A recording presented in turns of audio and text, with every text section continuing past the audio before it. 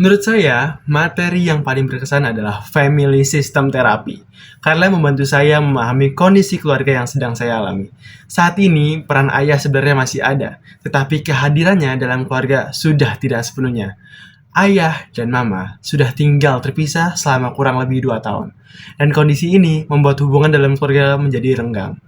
Dari materi ini, saya jadi paham bahwa dalam keluarga kami terjadi disfungsi peran dan juga disfungsi batasan. Posisi saya yang seharusnya hanya sebagai anak seringkali berubah menjadi penengah ketika ayah dan mama sedang berselisih. Dalam teori family system, kondisi seperti ini disebut juga dengan triangulasi. Selain itu, saya juga harus mengambil peran yang biasanya dilakukan ayah, terutama untuk adik saya yang masih kecil. Akibatnya, banyak tanggung jawab dan tuntutan yang saya rasakan. Melalui pemahaman family system terapi, saya belajar untuk lebih menerima kondisi keluarga yang ada saat ini. Saya juga mencoba menerapkan hal sederhana yang menurut saya cukup efektif, yaitu mengajak ayah, mama, dan adik untuk melakukan telepon bersama sekitar 2-3 kali dalam seminggu. Tujuannya agar komunikasi tetap terjaga dan hubungan keluarga tetap berjalan dengan baik, meskipun kami tidak lagi dalam satu rumah. Pada kesempatan ini, saya menampilkan sebuah monolog yang terinspirasi dari pengalaman pribadi saya sebagai anak pertama yang tanpa disadari harus mengambil sebagian peran ayah di rumah. Selain menjadi kakak, saya juga harus membimbing dan mendampingi adik dalam kehidupannya sehari-hari. Situasi ini memperlihatkan adanya triangulasi dalam keluarga, ketika tanggung jawab yang seharusnya diemban oleh orang tua justru berpindah kepada anak yang sebenarnya masih dalam proses bertumbuh dan juga belajar, dan belum siap menerima beban ini. Melalui monolog ini, saya ingin menunjukkan tekanan emosional yang muncul akibat pindahnya peran, serta konflik batin seorang anak yang berusaha secara maksimal untuk kebutuhan keluarganya. Di sisi lain, monolog ini juga menjadi harapan seorang anak agar keluarganya dapat kembali utuh, bukan kehadirannya dalam bentuk materi, melainkan kehadiran orang tua secara langsung untuk memberikan perhatian, kehangatan, dan juga rasa nyaman.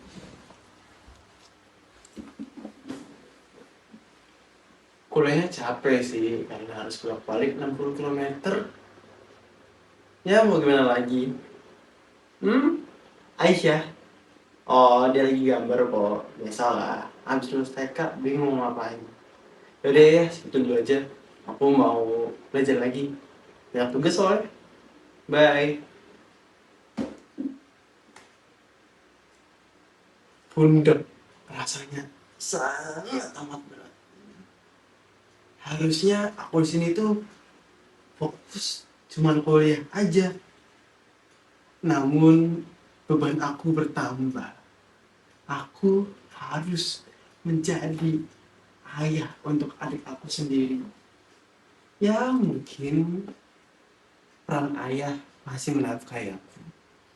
Tapi untuk peran sesungguhnya hilang gitu aja. Aku kasihan sama adik aku. Di sini juga aku harus juga mengajak mamaku supaya lebih sadar.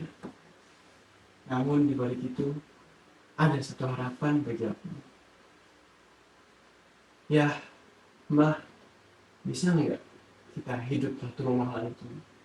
Makan bareng, nonton TV bareng, dan semuanya bareng.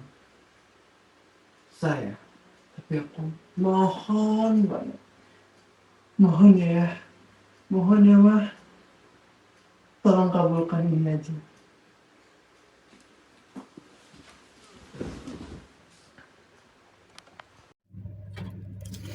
Saya memilih SDGs nomor 16 karena tujuan ini berfokus pada pengurangan kekerasan, perlindungan anak, dan penguatan sistem sosial yang adil.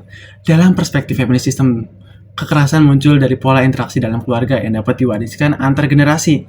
Oleh karena itu, family system terapi relevan untuk membantu mencapai target tentang pengurangan kekerasan, perlindungan anak, dan juga kebijakan yang mendukung lingkungan yang aman dan non-diskriminatif.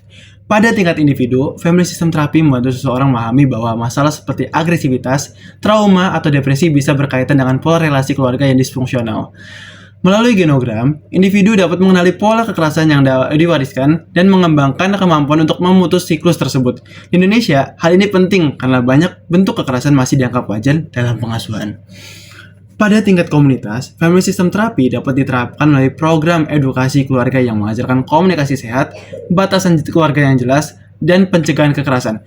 Program ini dapat diintegrasikan ke PKK, posyandu atau layanan keluarga sehingga tidak hanya menangani korban, tetapi juga mencegah munculnya kekerasan sejak awal.